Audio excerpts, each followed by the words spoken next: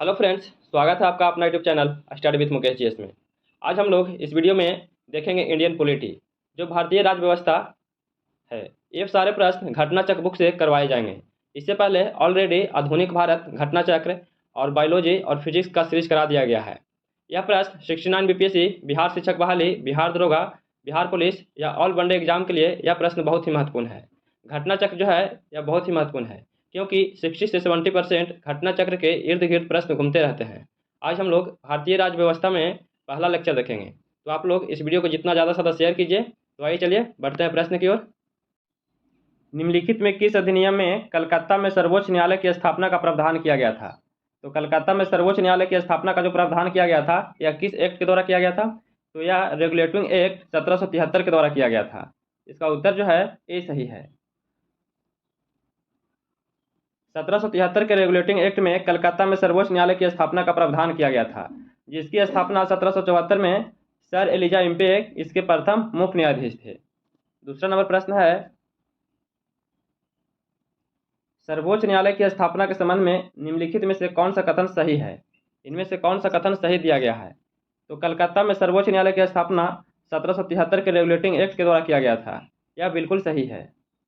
लेमेस्टर इस न्यायालय के प्रथम मुख्य न्यायाधीश थे। तो प्रथम मुख्य न्यायाधीश लेमेस्टर नहीं थे, प्रथम मुख्य न्यायाधीश एलिजा एम्पे थे। तो यह गलत दिया गया है। इसका उत्तर जो है केवल एक सही है। इसका उत्तर ए हो जाएगा। तीसरा नंबर प्रश्न है, सूची 1 को सूची 2 के साथ इसे सुमेलित करना है। इसे सुमेलित करना है। नियंत्रण परिषद की स्थापना, इसकी स्थापना पीट्स का भारतीय अधिनियम 1784 के द्वारा किया गया था। और सर्वोच्च न्यायालय की स्थापना नियामक अधिनियम 1773 के द्वारा किया गया था। और इंग्लिश मिशनरियों को भारत में कार्य करने की अनुमति जो है, यह चार्टर अधिनियम 1813 के द्वारा किया गया था। और गवर्नर जनरल की परिषद में कानूनी सदस्य की नियुक्ति है, यह चार्टर अधिनियम 1833 के द्वारा किया गया था। इसका उत्तर जो है, इसका उत्तर बी सही है। इसका उत्तर बी हो जाएगा। चौथा नंबर प्रश्न है, निम्नलिखित में किसे भारत में अंग्रेजी शिक्षा की नींव पड़ी थी? तो भारत में अंग्रेजी शिक्षा का जो नींव पड़ा था, वह किस एक्ट के द्वारा पड़ा था? तो 1813 का चार्टर एक्ट के द्वारा पड़ा था, यह बिल्कुल सही है। General committee of public instruction 1823 के द्वारा पड़ा था, ये भी सही है। प्राच्य विद एवं आंग्ल विद विवाद इसके द्वारा भी पड़ा था, तो ये भी सही है। इसका उत्तर जो है, इसका उत्तर डी हो जाएगा। 1, 2 और 3 सही है। नेक्स्ट प्रश्न है, किस अधिनियम के द्वारा ब्रिटिश संसद ने चाय और चीन के साथ व्यापार को छोड़कर ईस्ट इंडिया कंपनी के भारत के साथ व्यापारिक एकाधिकार को समाप्त कर दिया है? तो व्यापारिक एकाधिकार को जो समाप्त कर दिया है, यह किस चार्टर अधिनियम के द्वारा किया गया है? तो यह 1813 का चार्टर अधिनियम के द्वारा किया गया है। इसका उत्तर जो है ए सही है। अगला प्रश्न है, चार्टर एक्ट 1813 के संबंध में निम्नलिखित कथनों पर विचार करना है। चार्टर 1813 के संबंध में क्या करना है? विचार करना है। इसने भारत में ईस्ट इंडिया कंपनी के व्यापार एकाधिपत्य को चाय का व्यापार तथा चीन के साथ व्यापार को छोड़कर समाप्त कर दिया है, यह बिल्कुल सही है। इसने कंपनी द्वारा एकाधिकार के लिए भारतीय राज क्षेत्रों और ब्रिटिश राज का क्राउन की संप्रभुता को दृढ़ कर दिया है, तो ये भी सही है। भारत का राजस्व अब ब्रिटिश संसद के नियंत्रण में आ गया है, तो नहीं, यह गलत है। इसका उत्तर जो है 1 और 2 सही दिया गया है। इसका उत्तर ए सही है। केवल 1 और 2 सही है। अगला प्रश्न है, किस अधिनियम ने भारतवासियों को अपने देश के प्रशासन में कुछ हिस्सा लेना संभव बनाया है?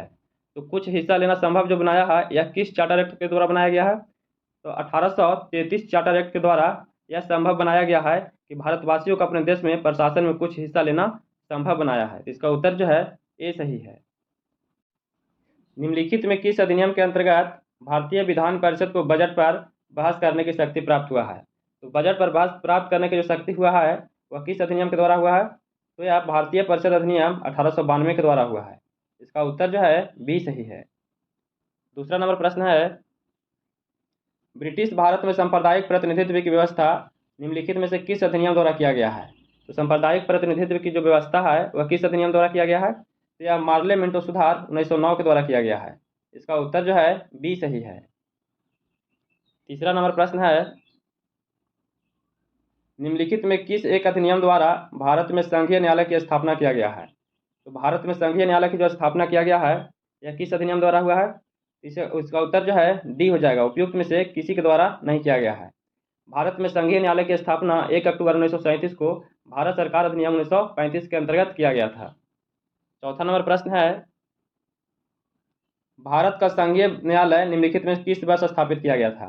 तो भारत में संघीय न्यायालय की जो स्थापना है यह किस वर्ष किया गया था? तो यह 1937 ईस्वी में किया गया था। इसका उत्तर जो है बी सही है।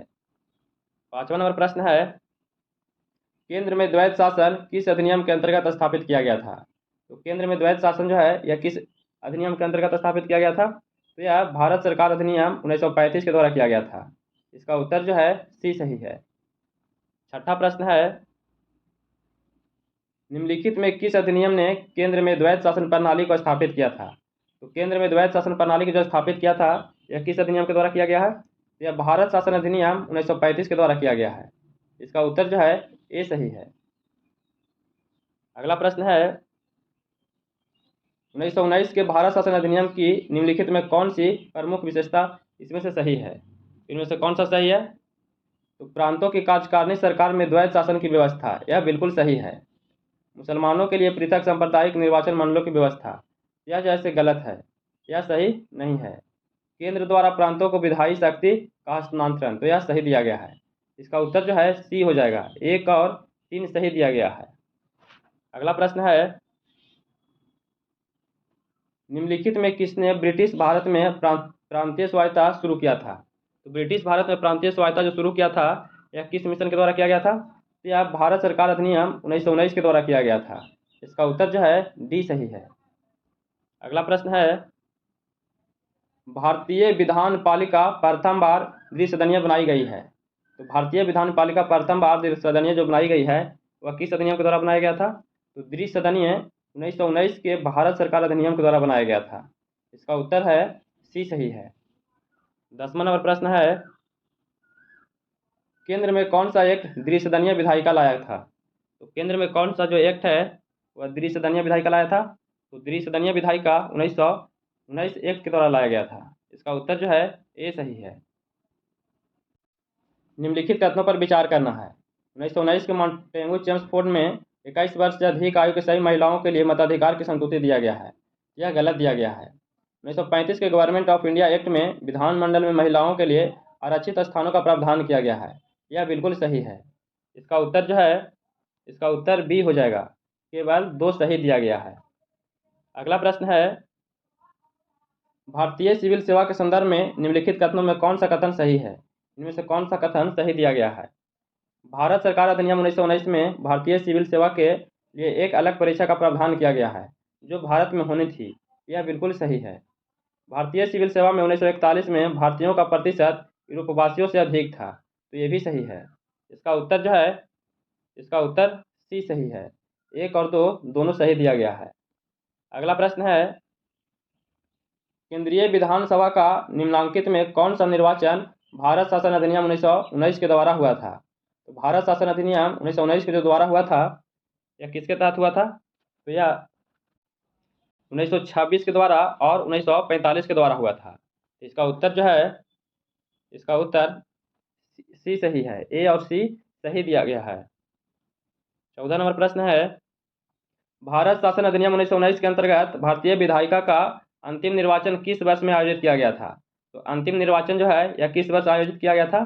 तो अंतिम निर्वाचन की आयोजित यह 1945 ईस्वी में किया गया था। इसका उत्तर जो है सी सही है। 15 नंबर प्रश्न है, राष्ट्रपति के अध्यादेश निर्गत कराने की शक्ति प्रेरित करता है। तो राष्ट्रपति के अध्यादेश निर्गत कराने की जो शक्ति प्रेरित करता है वह भारत सरकार अधिनियम 1935 के द्वारा करता है। इसका उत्तर जो है बी सही है। 16 नंबर प्रश्न है, निम्नलिखित में किस अधिनियम द्वारा संवैधानिक निरंकुशता का सिद्धांत प्रवृत्त किया गया था? संवैधानिक निरंकुशता का जो सिद्धांत प्रवृत्त किया गया था यह किस अधिनियम द्वारा किया गया था? यह 1935 का भारत सरकार अधिनियम के द्वारा किया गया था। इसका उत्तर जो है सी सही है।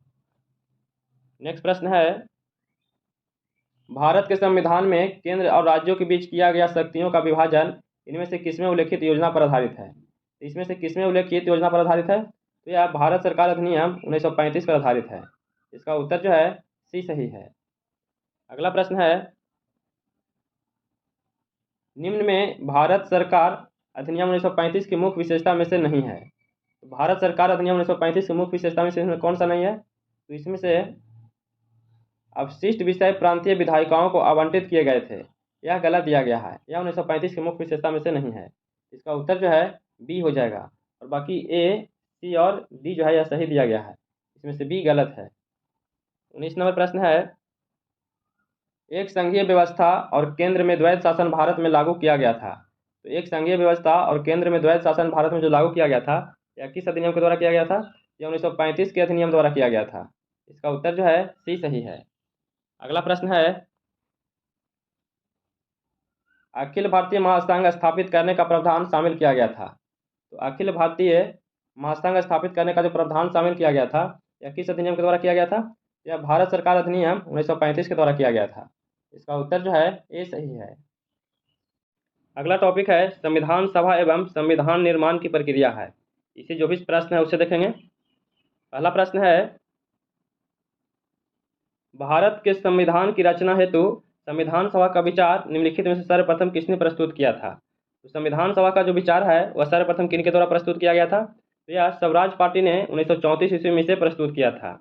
इसका उत्तर जो है ए सही है। दूसरा नंबर प्रश्न है, स्वतंत्रता के पूर्व के दिनों में प्रारंभ में किसने संविधान निर्मात्री सभा का विचार प्रस्तुत किया था? तो किसने संविधान निर्मात्री सभा का विचार प्रस्तुत किया गया था? तो यह एम.एन. राय के द्वारा प्रस्तुत किया गया था। इसका उत्तर जो है ए सही है। तीसरा नंबर प्रश्न है, एक निर्वाचित संविधान सभा द्वारा भारत के संविधान का निर्माण करने का प्रस्ताव किया गया था।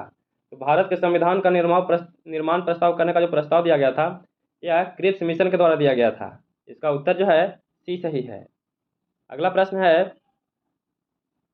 कैबिनेट मिशन योजना के अंतर्गत संविधान निर्मात्री परिषद में प्रत्येक प्रांत को आवंटित सदस्य संख्या निर्धारित करने के लिए एक प्रतिनिधि कितने जनसंख्या के अनुपात में था? तो एक प्रतिनिधि जो है वह कितने जनसंख्या के अनुपात में था? तो एक प्रतिनिधि 10 लाख प्रति व्यक्ति जनसंख्या के अनुपात में था। तो इसका उत्तर जो है बी सही है। पांचवा नंबर प्रश्न है, इन व्यक्तियों में कौन कैबिनेट मिशन का सदस्य नहीं था? इनमें से कैबिनेट मिशन का कौन सदस्य नहीं था? तो इनमें विलियम वुड जो थे यह कैबिनेट मिशन के सदस्य नहीं थे। फ्रांसिस लॉरेंस, स्टैफोर्ड क्रिप्सन और एबी अलेक्जेंडर, ये तीनों जो थे कैबिनेट मिशन का सदस्य थे, लेकिन विलियम वुड जो थे वह नहीं थे। इसका उत्तर ए हो जाएगा, यह गलत दिया गया है। अगला प्रश्न है, भारतीय संविधान सभा का गठन किया गया था। तो भारतीय संविधान सभा का जो गठन किया गया था, कब किया गया था गठन? तो इसकी गठन जो है कैबिनेट मिशन योजना 1946 के अंतर्गत किया गया था। इसका उत्तर जो है सी सही है। सातवां नंबर प्रश्न है, 1946 में निर्मित अंतरिम सरकार में कार्यपालिका परिषद के उपसभापति कौन थे? तो कार्यपालिका परिषद के उपसभापति कौन थे? तो उपसभापति जवाहरलाल नेहरू थे। इसका उत्तर ए सही है। आठवां नंबर प्रश्न है, निम्नलिखित में कौन अगस्त 1946 में गठित प्रथम अंतरिम राष्ट्रीय सरकार का गठन नहीं हुआ था? तो प्रथम अंतरिम राष्ट्रीय सरकार का गठन जो नहीं हुआ था वह डॉक्टर एस राधाकृष्णन का नहीं हुआ था। इसका उत्तर जो है सी हो जाएगा। नौवां नंबर प्रश्न है, बेबेल योजना के अनुसार कार्यकारी परिषद में हिंदू और मुस्लिम सदस्यों की संख्या समान थी। यह जो है इसे बिल्कुल सही है। बेबेल का विचार था कि ऐसी व्यवस्था में भारत का बंटवारा बच जाए, तो यह गलत है, यह गलत दिया गया है। इसका उत्तर जो है, इसका उत्तर सी सही है। कथन सही है पर कारण गलत दिया गया है। निम्नलिखित में कौन से कथन संविधान सभा के विषय में सत्य है? तो संविधान सभा के विषय में इनमें से कौन सा सत्य दिया गया है? तो वह व्यस्त मताधिकार पर आधारित है, तो नहीं, यह गलत है। वह प्रत्यक्ष निर्वाचन का परिणाम थी, तो यह भी गलत है। वह बहुदलीय निकाय थी, तो यह बिल्कुल सही है। उसने अनेक समितियों के माध्यम से कार्य किया था, तो यह भी सही है। इसका उत्तर जो है, इसका उत्तर सी सही है। इसमें केवल 3 और 4 सही दिया गया है। अगला प्रश्न है, भारतीय संविधान सभा के संबंध में निम्नलिखित में कौन सा कथन सही है? इनमें से कौन सा कथन सत्य दिया गया है? तो इनमें से वह व्यस्त मताधिकार पर आधारित नहीं थी, तो यह सही दिया गया है। वह प्रत्यक्ष निर्वाचन का परिणाम थी, तो यह गलत है। वह बहुदलीय संरचना नहीं थी, यह जो है भी गलत है। इसके कई समितियों के माध्यम से कार्यरत थी, तो यह सही है। इसका उत्तर जो है ए और डी सही दिया गया है। तो इसका उत्तर ए हो जाएगा, इसमें ए और डी सत्य है। अगला प्रश्न है, निम्नलिखित में संविधान सभा के बारे में गलत कौन सा है? इनमें से गलत कौन सा कथन दिया गया है? इसका निर्माण सार्वभौम वयस्क मताधिकार पर किया गया था। यही गलत है, यह जो है इसे गलत दिया गया है। ए, बी और डी जो है यह तीनों सही है, लेकिन इसमें गलत पूछा जा रहा है तो सी जो है यह गलत दिया गया है। अगला प्रश्न देखते हैं। भारत के संविधान का प्रारूप तैयार करने वाले संविधान सभा के सदस्यों को चुना गया था। तो संविधान सभा के सदस्यों को विभिन्न प्रांतों की विधानसभाओं द्वारा चुना गया था। इसका उत्तर जो है सी सही है। 14 नंबर प्रश्न है, भारतीय इतिहास के संदर्भ में प्रांतों से संविधान सभा के सदस्य, तो प्रांतों से संविधान सभा के सदस्य प्रांतीय विधानसभाओं द्वारा निर्वाचित हुए थे। प्रांतीय विधानसभाओं द्वारा निर्वाचित हुए थे। इसका उत्तर जो है सी सही है। अगला प्रश्न है, संविधान सभा में सदस्यों का चुनाव कैसे हुआ था। तो संविधान सभा में सदस्यों का चुनाव कैसे हुआ था, तो यह प्रांतीय सभाओं द्वारा हुआ था। इसका चुनाव प्रांतीय सभाओं द्वारा हुआ था। इसका उत्तर जो है डी सही है। अगला प्रश्न है, संविधान सभा के चुने हुए अस्थायी सदस्य अध्यक्ष कौन थे। तो संविधान सभा के चुने हुए अस्थायी अध्यक्ष कौन थे, तो अस्थायी अध्यक्ष डॉक्टर राजेंद्र प्रसाद थे। इसका उत्तर सी सही है। अगला प्रश्न है, संविधान सभा की प्रथम बैठक की अध्यक्षता किसने किया था। तो संविधान सभा की प्रथम बैठक की अध्यक्षता किसके द्वारा किया गया था, तो यह डॉक्टर सच्चिदानंद सिन्हा के द्वारा किया गया था। इसका उत्तर सी सही है। अगला प्रश्न है, भारतीय संविधान सभा के उद्घाटन अधिवेशन की अध्यक्षता की गई थी। तो भारतीय संविधान सभा के उद्घाटन अधिवेशन की अध्यक्षता किनके द्वारा किया गया था, तो इसकी अध्यक्षता डॉक्टर सच्चिदानंद सिन्हा के द्वारा किया गया था। इसका उत्तर बी सही है। 19 नंबर प्रश्न है, भारत की संविधान निर्वात्री सभा के अध्यक्ष कौन थे। तो भारत की संविधान निर्वात्री सभा के अध्यक्ष कौन थे, इसका उत्तर क्या होगा, इसका उत्तर जो है ए हो जाएगा। डॉक्टर राजेंद्र प्रसाद इसकी अध्यक्ष थे। 20 नंबर प्रश्न है, स्वतंत्र भारत की संविधान सभा के अध्यक्ष कौन थे। तो स्वतंत्र भारत के संविधान सभा के अध्यक्ष कौन थे, इसका अध्यक्षता डॉक्टर राजेंद्र प्रसाद के द्वारा किया गया था। इसका उत्तर बी सही है। नेक्स्ट प्रश्न है, संविधान सभा के प्रथम मनोनीत उप सभापति कौन थे। तो संविधान सभा के प्रथम मनोनीत उप सभापति जो थे वह कौन थे, तो उप सभापति फ्रैंक एंथोनी थे। फ्रैंक एंथोनी थे। इसका उत्तर डी सही है। संविधान सभा के प्रथम अस्थायी उप सभापति उपाध्यक्ष फ्रैंक एंथोनी थे, जिन्होंने 9 दिसंबर 1946 को अस्थायी सभापति या उपाध्यक्ष सच्चिदानंद सिन्हा को मनोनीत किया था। एन.सी. मुखर्जी संविधान सभा के पहले अस्थायी उपाध्यक्ष थे। 22 नंबर प्रश्न है, भारतीय संविधान सभा की स्थापना की गई थी। तो भारतीय संविधान सभा की स्थापना कब की गई थी, तो भारतीय संविधान सभा की स्थापना 9 दिसंबर 1946 को किया गया था। इसकी अध्यक्षता सच्चिदानंद सिन्हा के द्वारा किया गया था। इसका उत्तर बी सही है। अगला प्रश्न है, संविधान सभा की प्रथम बैठक कब हुआ था। तो संविधान सभा की प्रथम बैठक कब हुआ था, तो प्रथम बैठक 9 दिसंबर 1946 को हुआ था। इसका उत्तर ए सही है। 24 नंबर प्रश्न है, संविधान सभा का गठन कब हुआ था। तो संविधान सभा का गठन कब किया गया था, तो संविधान सभा का गठन दिसंबर 1946 ईस्वी में हुआ था। इसका उत्तर ए सही है। 25 नंबर प्रश्न है, भारत की संविधान सभा प्रथम अधिवेशन कब हुआ था। तो भारत की संविधान सभा का प्रथम अधिवेशन कब हुआ था, तो प्रथम अधिवेशन 9 दिसंबर 1946 को हुआ था। इसका उत्तर जो है बी सही है। 26 नंबर प्रश्न है, भारतीय संविधान सभा की पहली बैठक कब हुई थी। भारतीय संविधान सभा की पहली बैठक कब हुआ था, तो पहली बैठक 9 दिसंबर 1946 को हुआ था। इसका उत्तर जो है सी सही है। 27 नंबर प्रश्न है, भारत को एक संविधान देने का प्रस्ताव संविधान सभा द्वारा पारित कब किया गया था। तो भारत को एक संविधान देने का जो प्रस्ताव है वह संविधान सभा द्वारा कब पारित किया गया था, तो यह 22 जनवरी 1947 ईस्वी को पारित किया गया था। इसका उत्तर क्या होगा, इसका उत्तर बी हो जाएगा। 28 नंबर प्रश्न है, संविधान सभा के सम्मुख संविधान की प्रस्तावना का प्रस्ताव किसने रखा था। तो संविधान सभा के सम्मुख संविधान की प्रस्तावना का जो प्रस्ताव है यह किसने रखा था, तो प्रस्तावना का प्रस्ताव जवाहरलाल नेहरू के द्वारा रखा गया था। इसका उत्तर जो है ए सही है। 29 नंबर प्रश्न है, संविधान सभा में उद्देश्य प्रस्ताव निम्न में से किस एक के द्वारा प्रस्तुत किया गया था। तो संविधान सभा द्वारा जो उद्देश्य प्रस्ताव किया गया था या किसके द्वारा प्रस्तुत किया गया था, तो यह पंडित जवाहरलाल नेहरू के द्वारा किया गया था। इसका उत्तर बी सही है। 30 नंबर प्रश्न है, भारतीय संविधान के निर्माण में संबंधित निम्नलिखित कथनों में से कौन सा सही है? इनमें से कौन सा जो कथन है वह सही दिया गया है? पंडित जवाहरलाल नेहरू उद्देश्य प्रस्ताव का जो संविधान सभा द्वारा स्वीकार किया गया था, संविधान के निर्माण पर असर पड़ा था, यह जो है बिल्कुल सही है। उद्देश्य का बहुत महत्वपूर्ण उद्देश्यों की पूर्ति करती है, ये भी सही दिया गया है। संविधान सभा को भारत के लोगों ने आदेशित किया था, तो ये भी सही है। राज्य के मुखिया को लोग प्रत्यक्ष रूप से निर्वाचित करते हैं, यह जो है से गलत दिया गया है, यह सही नहीं है। इसका उत्तर जो है ए सही है। केवल 1, 2 और 3 सही दिया गया है।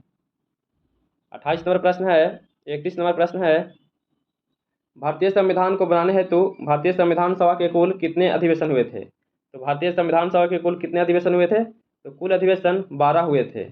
इसका उत्तर जो है सी सही है। 32 नंबर प्रश्न है, भारत की संविधान सभा की अंतिम बैठक सही तिथि बताना है। तो भारतीय संविधान सभा की अंतिम बैठक कब हुआ था, किस तिथि को? तो अंतिम बैठक जो है यह 24 जनवरी 1950 ईस्वी को हुआ था। इसका उत्तर सी सही है। 33 नंबर प्रश्न है, भारत के संविधान के निर्माण में संविधान सभा को कितना समय लगा था?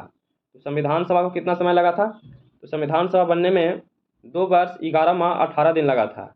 इसका उत्तर ए सही है। 34 नंबर प्रश्न है, सूची X को Y से सुमेलित करना है, इसे मिलान करना है। संविधान सभा के पहले उपाध्यक्ष कौन थे? तो संविधान सभा के पहले उपाध्यक्ष कौन थे? तो H.C. मुखर्जी थे। कौन थे? H.C. मुखर्जी थे। प्रारूप समिति के मूलतः एकमात्र कांग्रेसी सदस्य कौन थे? तो कौन थे? तो K.M. मुंशी थे। राजस्थान की रियासतों का प्रतिनिधित्व करने वाले संविधान सभा के सदस्य कौन थे? तो इसका सदस्य V.T. कृष्णाचारी थे। संघ संविधान समिति के अध्यक्ष कौन थे? तो इसका अध्यक्ष जवाहरलाल नेहरू थे। इसको आप लोग मैच करवा लीजिएगा। इसका उत्तर जो है, इसका उत्तर बी सही है। अगला प्रश्न है, भारतीय संविधान के निर्माण के समय सांविधिक सलाहकार कौन थे? तो सांविधिक सलाहकार कौन थे? तो सांविधिक सलाहकार B.N. राव थे। इसका उत्तर जो है सी सही है। 36 नंबर प्रश्न है, भारतीय संविधान का प्रथम प्रारूप तैयार किया गया था। भारतीय संविधान का जो प्रथम प्रारूप तैयार किया गया था यह कब किया गया था? तो यह B.N. राव के द्वारा किया गया था। इसका उत्तर जो है बी सही है। अगला प्रश्न है, संविधान सभा में भारतीय संविधान की तृतीय वाचन कब प्रारंभ हुआ था? तृतीय जो वाचन है यह कब हुआ था? तृतीय वाचन जो है इसमें नहीं दिया गया है। तृतीय वाचन का प्रारंभ 17 नवंबर 1949 से प्रारंभ हुआ था और 26 नवंबर 1949 तक यह चला था। इसमें ऑप्शन में नहीं दिया गया है। 38 नंबर प्रश्न है, भारत का संविधान पूर्ण रूप से तैयार कब हुआ था? भारत का संविधान पूर्ण रूप से कब तैयार हुआ था? इसका उत्तर जो है बी सही है। पूर्ण रूप से तैयार 26 नवंबर 1949 को हुआ था। 39 नंबर प्रश्न है, भारतीय संविधान को संविधान सभा द्वारा अंगीकृत किया गया था। भारतीय संविधान को संविधान सभा द्वारा कब अंगीकृत किया गया था? तो इसे 26 नवंबर 1949 को अंगीकृत किया गया था या पारित किया गया था। इसका उत्तर जो है ए सही है। 40 नंबर प्रश्न है, संविधान सभा द्वारा भारतीय संविधान को स्वीकृत कब किया गया था? तो भारतीय संविधान को स्वीकृत या पारित कब किया गया था? तो यह 26 नवंबर 1949 ईस्वी को किया गया था। इसका उत्तर सी सही है। 41 नंबर प्रश्न है, भारत का संविधान किस तिथि को अपनाया गया था? भारत का जो संविधान है यह किस तिथि को अपनाया गया था? तो भारत का संविधान 26 नवंबर 1949 को अपनाया गया था या स्वीकृत किया गया था या पारित किया गया था। इसका उत्तर जो है बी सही है। 42 नंबर प्रश्न है, भारतीय संविधान कब लागू हुआ था? भारतीय संविधान जो है यह पूर्ण रूप से कब लागू हुआ था? यह पूर्ण रूप से 26 जनवरी 1950 को लागू हुआ था। इसका उत्तर ए सही है। 43 नंबर प्रश्न है, संविधान को 26 जनवरी के दिन लागू करने का निर्णय इसलिए लिया गया था क्योंकि क्या कारण था कि इसी दिन निर्णय लिया गया था? तो कांग्रेस ने इस तिथि को 1930 ईस्वी में स्वतंत्रता दिवस के रूप में मनाया था।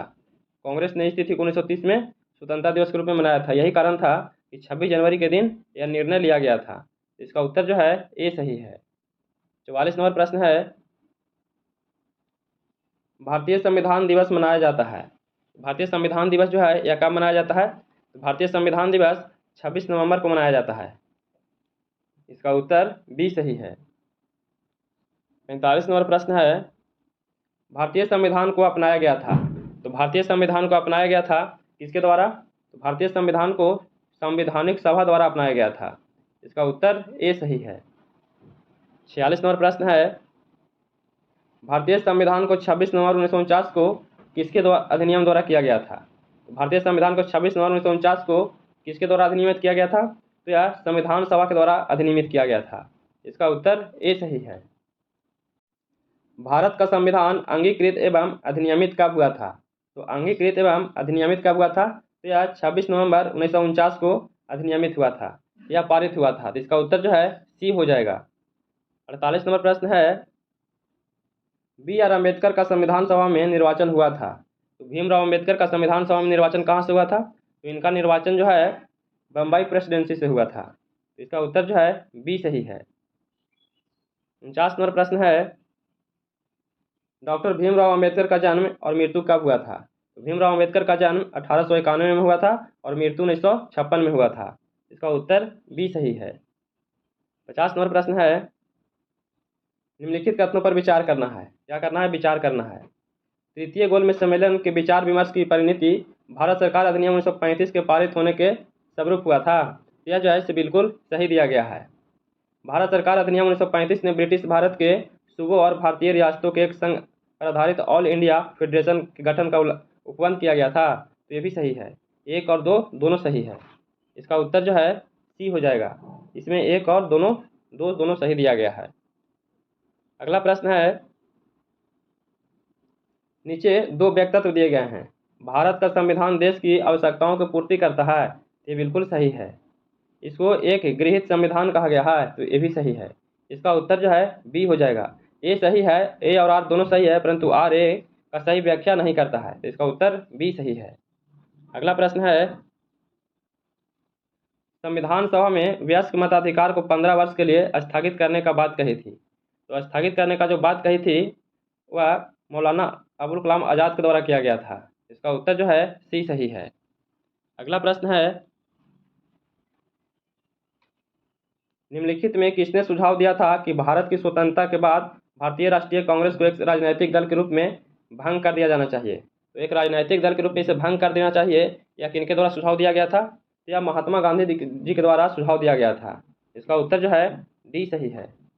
अगला प्रश्न है, निम्नलिखित में किसने कहा था एक संविधान एक मशीन की तरह बेजान चीज़ है, इसमें वे लोग जीव फूकते हैं, इसका नियंत्रण करते हैं। भारत में बस कुछ ईमानदार लोग की आवश्यकता है, इसके लिए राष्ट्रहित को सर्वोपरि है। यह किनके द्वारा कहा गया था? यह जो कथन है, यह कथन डॉक्टर राजेंद्र प्रसाद के द्वारा कहा गया था। इसका उत्तर जो है ए हो जाएगा। अगला प्रश्न है, अपनी राष्ट्रवादी प्रतिक्रिया में भारतीय राष्ट्र संविधान के निर्माताओं में अल्पसंख्यकों के हितों तथा भावनाओं के महत्व को कम करने को आंका था। यह कथन किसका था? यह जो कथन दिया गया था आइवर जेनिंग्स के द्वारा दिया गया था। इसका उत्तर डी सही है। अगला प्रश्न है, किसने कहा था संविधान सभा कांग्रेस थी और कांग्रेस भारत था? तो संविधान सभा कांग्रेस थी और कांग्रेस भारत था, यह किनका कथन था? यह कथन ऑस्टिन का था। इसका उत्तर ए सही है। संविधान सभा कांग्रेस थी और कांग्रेस भारत था, यह व्यक्तित्व पद्मश्री पुरस्कार प्राप्त इतिहासकार ग्रैनविल ऑस्टिन का था। यह उनका द इंडियन कॉन्स्टिट्यूशन में वर्णित किया गया है। और आज का अंतिम प्रश्न है, भारतीय संविधान सभा में कुल कितनी महिलाएं सदस्य थी? भारतीय संविधान सभा में कुल कितनी महिलाएं सदस्य थी? तो टोटल महिला 15 थी। इसका उत्तर जो है ए सही है। तो कैसा लगा वीडियो पसंद आया होगा तो please like share and subscribe जरूर कीजिएगा, दोस्तों के पास शेयर कीजिएगा। और हम लोग बहुत जल्द ही बिहार पुलिस का भी प्रैक्टिस सेट शुरू करने वाले हैं। फिर मिलते हैं नए वीडियो के साथ। जय हिंद।